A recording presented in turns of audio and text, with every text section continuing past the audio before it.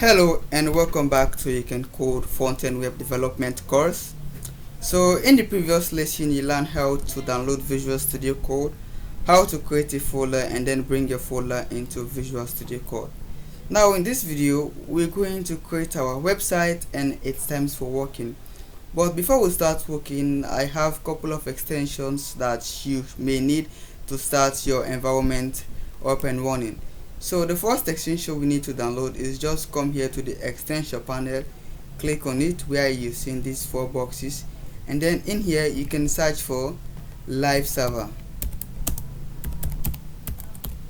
Enter. Now what is live server? Now live server is an extension that helps you to run your local websites to the browser. It helps you to see your local website that you're working on your local machine, so you can able to view your website into your maybe your Google Chrome or whatever browser you are using. So just click on live server. Currently, by the time I'm making this video, live server have 28 million downloads, so you can go ahead and download this live server because I already have live server installed on my Visual Studio Code as an extension. So you can take your time to go through their documentation, and you can see this is an example like you writing your code in Visual Studio Code on your local machine. Then you are seeing the results here in Google Chrome. So that's it for live server. The next extension I want us to download is a code runner to make our code run and to format our code very well. Now you can come here and search for Prettier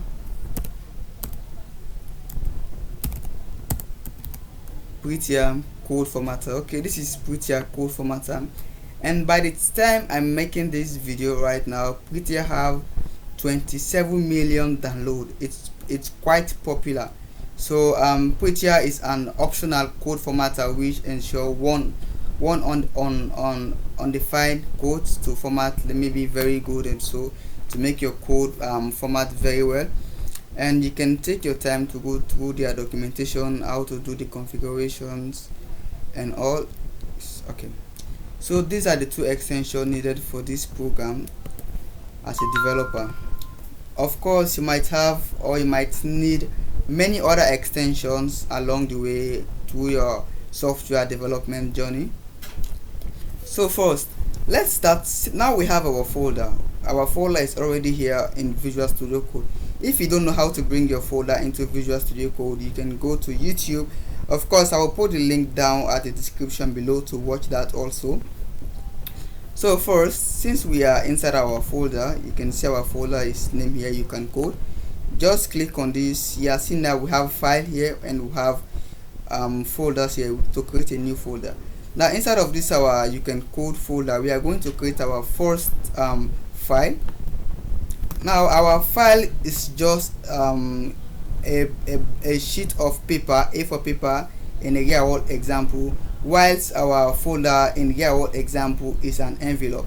So we want to put a plain A4 paper inside of our envelope. Now inside of our envelope we are going to do some random writing on our A4 paper and then wrap it in inside of our envelope.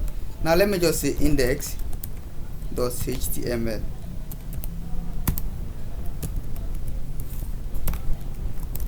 Now the HTML here that you are seeing is the extension.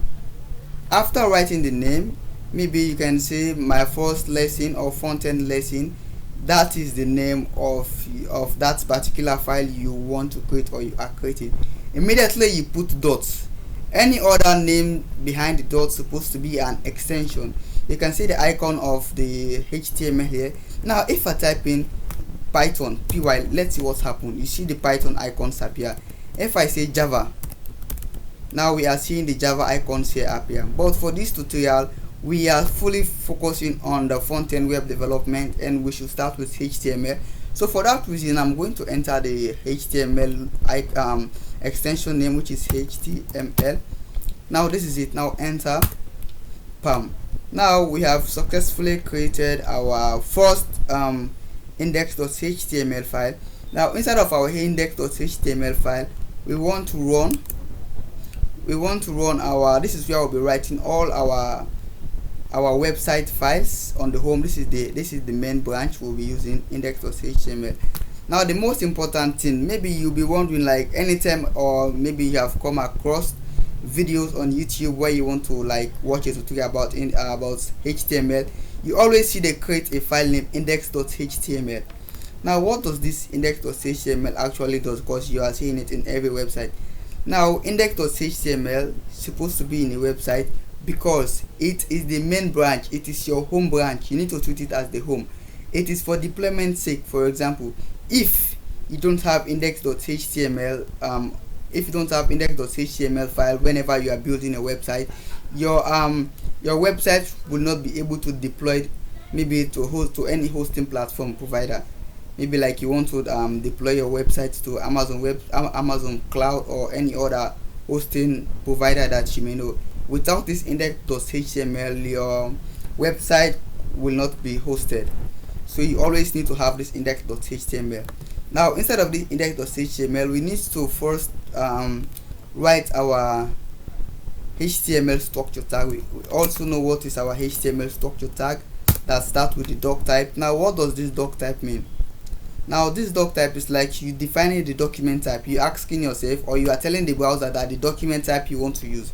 Now what is the document type you want to use? You want to use the HTML document file. So you've already defined the type of document you'll be writing inside of here, or you'll be writing inside of here, which is the HTML document type. So the browser or this code editor already knows that you are writing HTML document type. Now down here you're supposed to write the root of the HTML element, which is the HTML. This is serve as the root. Now what is the function of this HTML here, this HTML root tag here? You can see it has an opening tag and also a closing tag.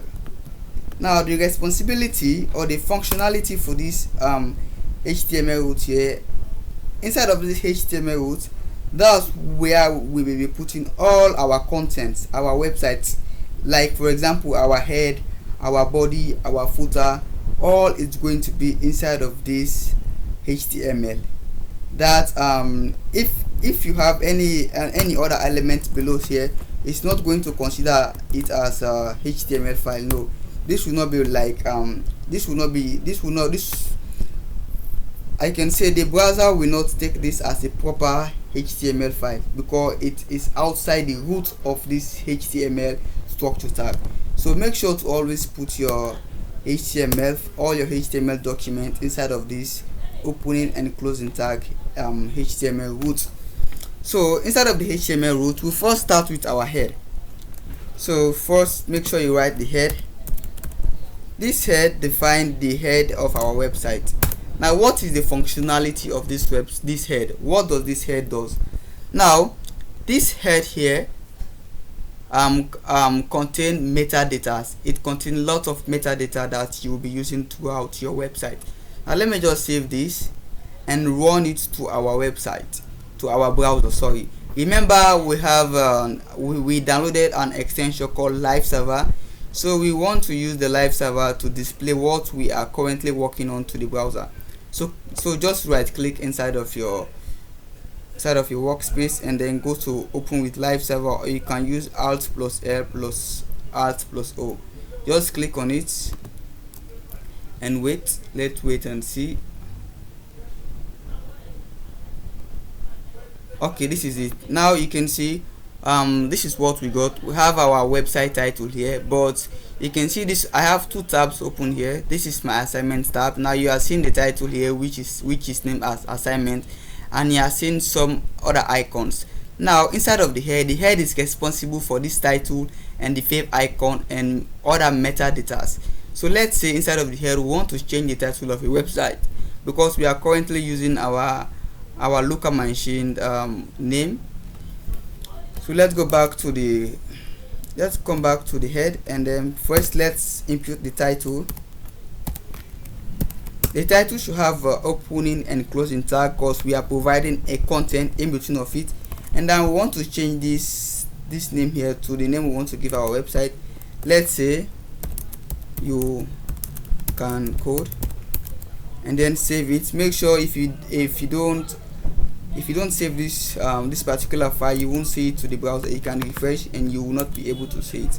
So first, just come to the file here and then click on save, or you can hold Ctrl+S to save.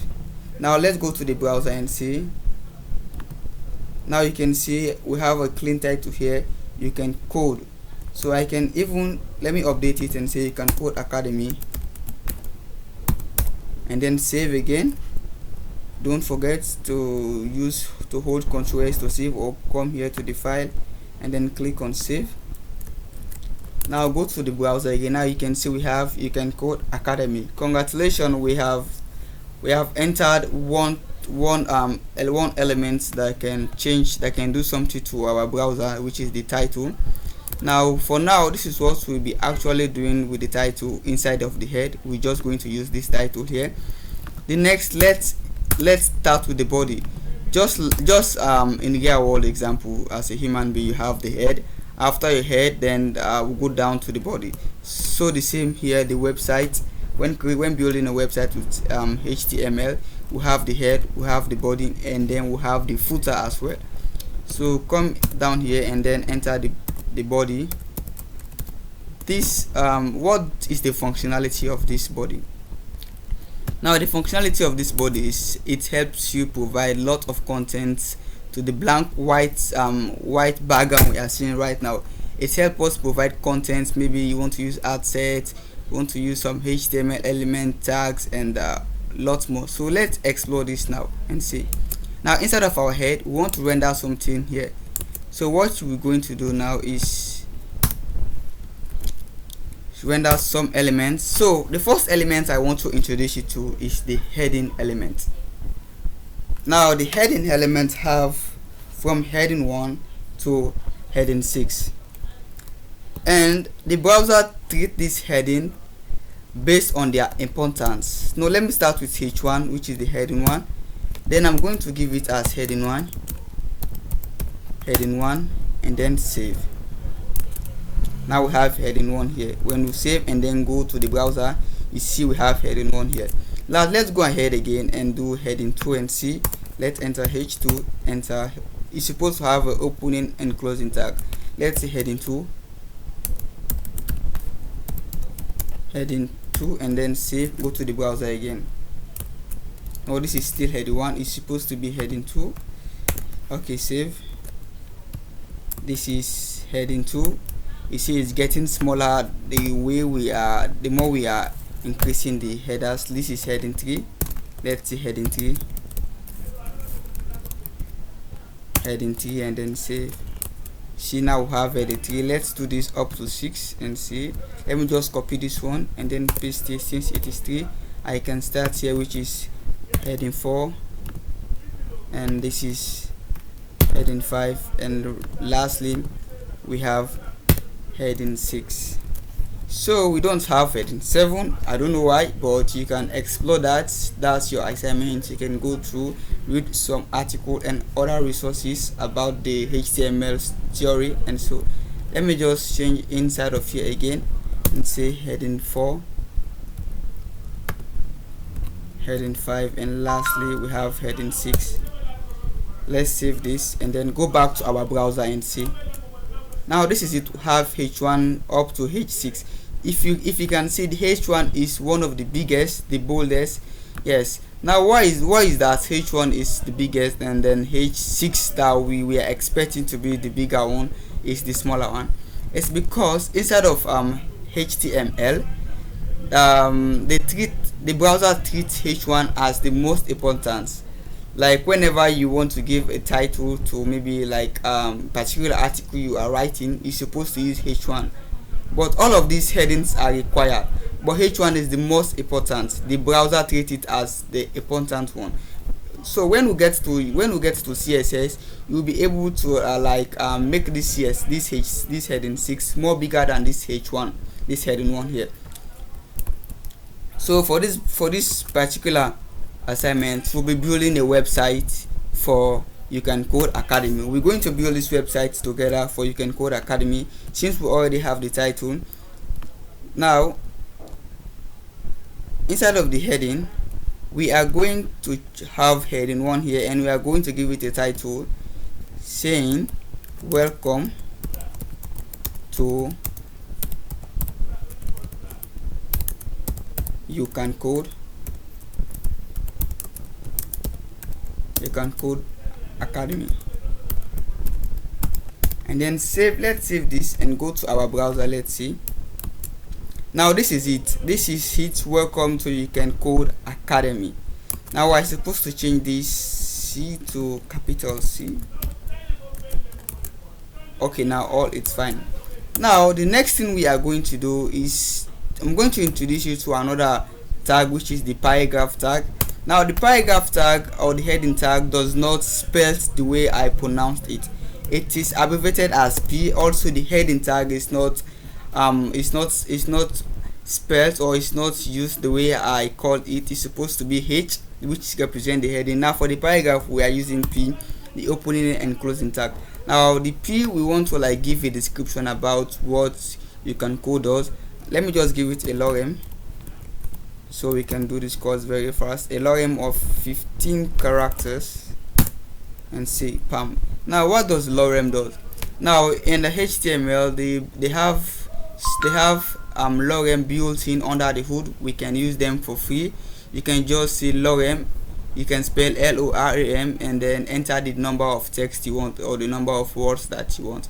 So for this one I choose 15 words, which you are seeing here right now, character, and then save it. Let us go to our browser and see. Now we can see we have this random text here as a description for You Can Code Academy, which is rendered on the P element, the paragraph tag. Now after the P, let's say we want to use an image showing You Can Code Academy and all of that, image of You Can Code Academy. So I'm going to show you 2 ways on how you can use image and in HTML. So first let me show you the syntax or the elements tag used to define an image. So you can start off with lesser than img. It is not spelled as image but img. It is abbreviated shortly as img. Now the img have a sub tag as well, which is this src tag, src. Now what does this src does? Now first, the meaning of src is source. It is named as source. Now source simply means where do you want to get the resources from, or where are you getting the resources from. This is the question it is asking. Like for you to display the image, you need to first tell this image source where you want to get that particular image or the website you are getting that particular resources from. Now it does not stop there. We have an alt also, alt tag inside of it. Now what does this alt does? And what thing I want you to understand is that we have opening and closing tag element, then we have self closing tag element, which is what you are seeing here right now. We have the image here, but the image does not have a closing tag. It is self closing tag. This is the way you write it, self closing tag. You can leave it like this. Yes, so it does not have any something. Now let's save this and go to our browser. Now inside of our browser we did not see any image here, even though we have defined the image tag. So but the source file is not filled yet, so we want to fill this source file. But before that, let's talk about alt. Now alt here means the alternative of what? They have some documentation here that you can hover this alt and then read through the documentation. Now this alt here is an alternative to this source. In case maybe you have a network issue and the image was unable to load, so the content you are going to provide inside of this alternative, this alt, is what will be showing to the user. Let's say let's just say it's the logo of You Can Code, and then save it. Since we don't have a source right now here, let's see what is going to render on our browser. Save and go to your browser. Now you can see, instead of us having the picture here, we are seeing here it is the logo of You Can Code. What is the meaning of that? Because hence we don't have a source where we want to get the image from, and let's say you have a network issue, this is what will be showing on the browser. So the first way I want to show you how you can get image is through maybe another platform or another website. Let's say we want to search for school image. Let's say coding school. Let's say we want to get some random image of the coding school. Come here to image. Inside of this image, like, I'm just going to take this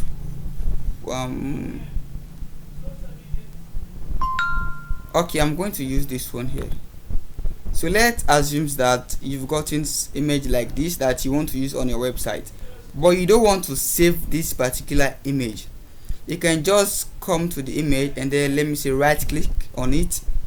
When you right click on the image, you will see something like this: copy the image URL. Now you can copy this image URL and then close the tab, then go back to your code editor, your Visual Studio Code, and then inside of this src, in between of this double quotes, just paste the link and then save.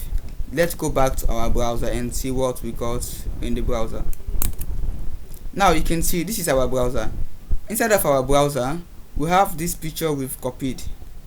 But what is the disadvantage of using an external image from other source or other website? Now this website link that you are using right now is not yours. You copied it from another source or another website. Let's say if that particular owner of that image decides to remove that image from his database, so immediately here you will not be able to see this image because it does not belong to you. It belongs to that actual owner. So immediately the owner deleted this image from his database, the same thing, it will disappear from here. And what you will get as the output, let me just make an incorrect statement to this and then add key here and then save. Immediately the original owners delete the image. This is what your user will be able to see because it's not yours. So that's the other way to use image externally. Okay, now let me show you now how you can use image that locally on your machine. Let's say you have an image that you want to use in your laptop. First, let's save this. After saving this one, let me just, you see here, the other ways to bring image into your workspace is the same method. Guys, I'm so sorry about this, my phone. Sorry about that was bad, but I just put my phone don't disturb. So we continue. Now let's say we will have a picture in our local machine that we want to use. The first way to upload an image is the same method that you use to upload a folder to your workspace. You can either come here. Okay, let me just show you this other way here. The first method is that just go to where you kept your file, open it, and then I'm going to use You Can Code logo here and see. Make sure you have the image you want to use. So I'm just going to use this profile logo and then put it here into our workspace. Let's import it. Now you can see we have this image here, this code image, and you can see now this is the image we want user to see here. After this description, we want our image to appear here. So let's come into our source. Now the first thing you need to enter is the dot. Now this dot means you inside of your current folder. That means you have stepping inside of the current folder that you're in, which is You Can Code. Now you can use slash. Now this // what does this / mean? This / mean after the dot, after the current directory that you are into, you want to display all of the items or all of the contents that are inside of that particular folder that you are inside at the moment. Just click on it and then you are seeing some of the items, and we want to use the profile logo.amg jpg. Sorry. Now save it and then let's check our browser. Now this is it. We have this cool looking picture here that we've already used. You can see it is good, it is sweet, yes. And now the other thing is that you should make sure that you did not get this name wrong. Immediately you mistype this name, let me say logo 1, and then save. Even if you do the right thing, you will not be able to see the logo here because you mistype, or you missed the spelling, or you missed the name of that particular image you want to use. So just make sure you get this name correctly and then save it. Now for better work environment, to set up your work environment very nicely for other developers to be able to use or to read your code cleanly. So I want to create a subfolder. Inside of this you can code folder. I want to create a subfolder here.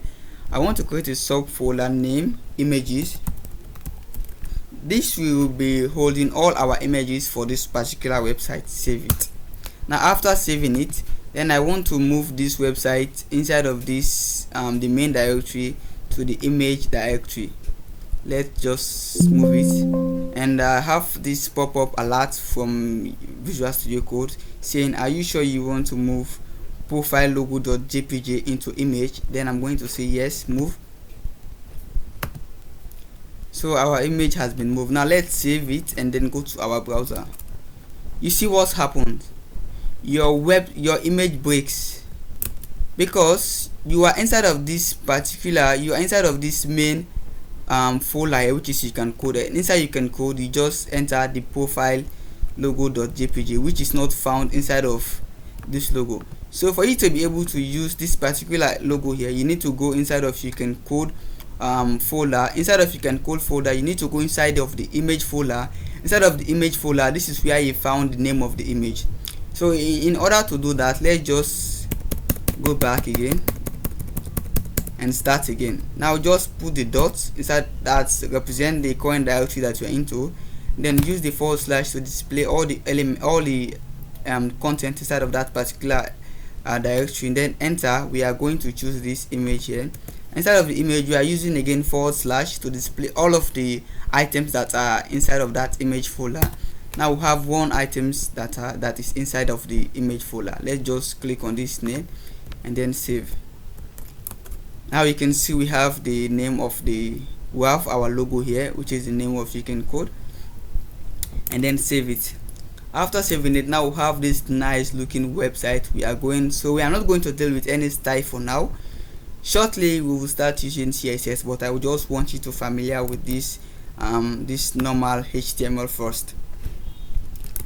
Now secondly, what we want to do, I want to introduce you to listed items and unlisted items. Let's say now we've gotten the name Welcome to You Can Code Academy. So our visitors already know this is the welcome page of You Can Code Academy, and also seeing some description about You Can Code Academy. Then we have our nice looking logo here that we can display for our visitors, and then we want to provide them our services, the courses that we offer. So we can do that with listed items. First, I want to use h1 to describe it. H1 here, close it, and say our let's say courses.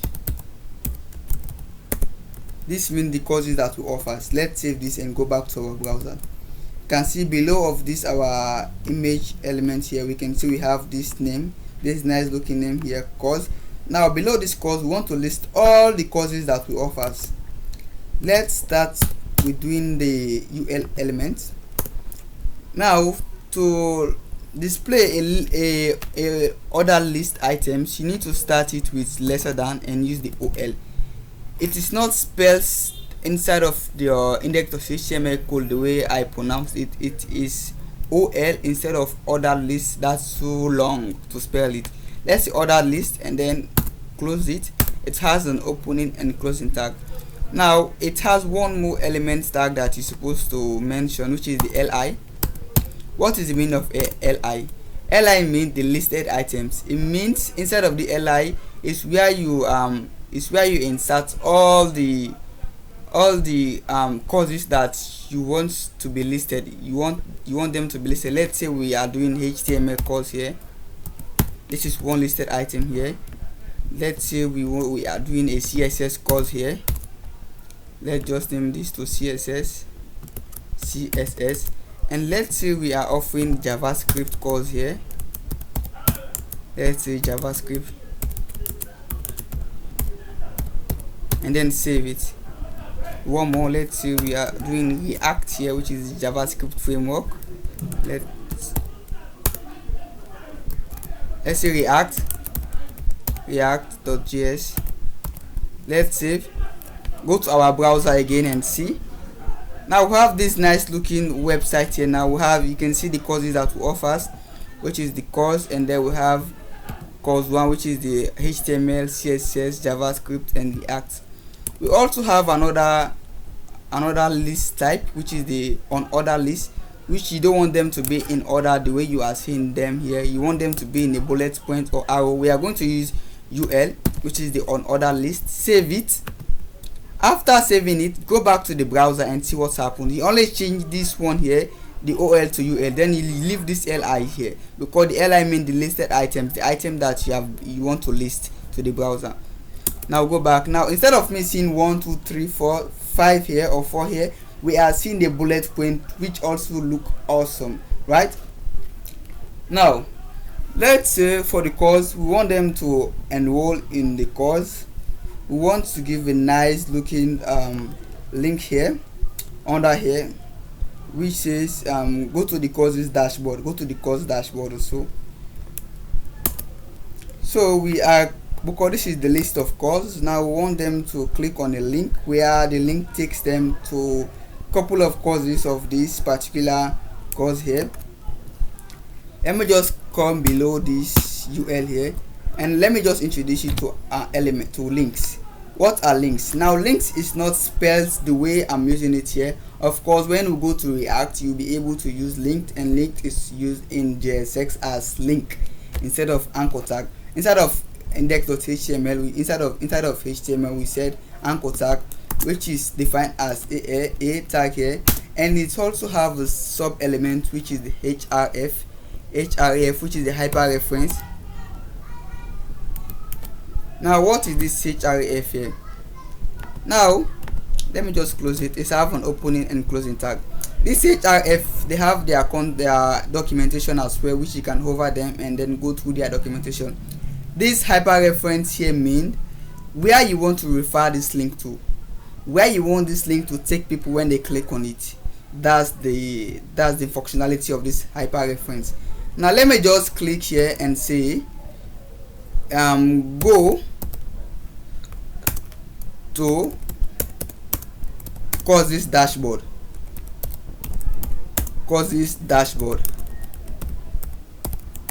and then save. If we save this website now, you can see we have a link. Let me just zoom out. Okay, let me just zoom in so you can see it very well. You can see we have here go to courses dashboard. If I click this, you see it takes me nowhere. It just refreshes the page, because we don't provide it a hyper reference where it's supposed to take us.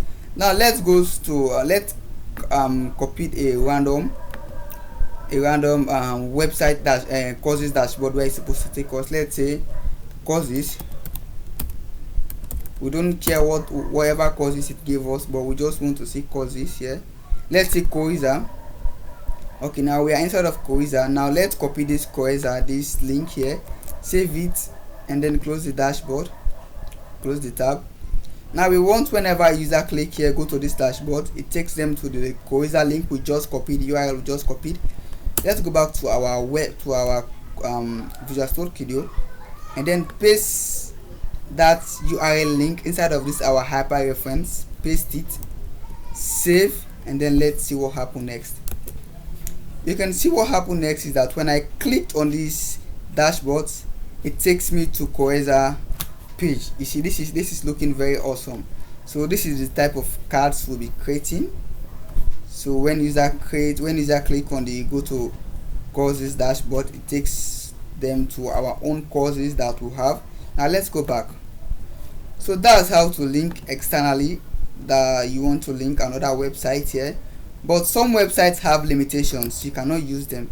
like for I can say Amazon, you cannot use Amazon, you cannot embed Amazon link inside of here. You can explore that on your own. Save it. Now you've learned a lot. You've learned how to use the H1 paragraph tag, how to bring image, how to do UL and listed items, and also how to use link. Now in the next course session, we are going to create a form, and I'm going to teach you how to link externally. Like you have a site where they click, it takes them to the professional course within our own page. Here we can create another sub page for the form, but that's going to be in the other course section, because I don't want this video to be very long. Please make sure you check here and then come back again. Thank you very much for watching this video. See you again. Please don't forget to subscribe and then leave a comment on the comment section below. Thank you very much. Bye bye.